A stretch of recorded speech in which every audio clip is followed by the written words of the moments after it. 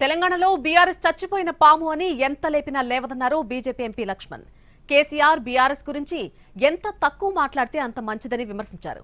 ప్రజలు ప్రతిపక్ష హోదా ఇస్తే కేసీఆర్ కనీసం అసెంబ్లీకి కూడా రాకుండా మ్యాచ్ ఫిక్సింగ్ చేస్తున్నారని మండిపడ్డారు. ఎంత తక్కువ మాట్లాడితే అంత మంచిది. ఆ పార్టీ అది చచ్చిపోయినటువంటి పాము, అది ఎంత లేసినా ఇప్పుడు లేవదు.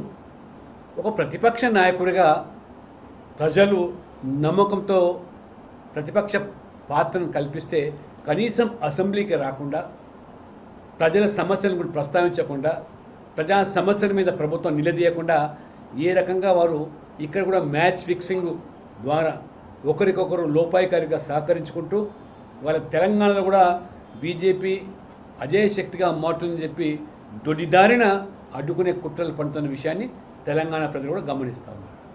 కేసీఆర్ గురించి ఎంత తక్కువ మాట్లాడితే అంత మంచిది. ఆ పార్టీ అది చచ్చిపోయినటువంటి పాము, అది ఎంత లేసినా ఇప్పుడు లేవదు. ఒక ప్రతిపక్ష నాయకుడిగా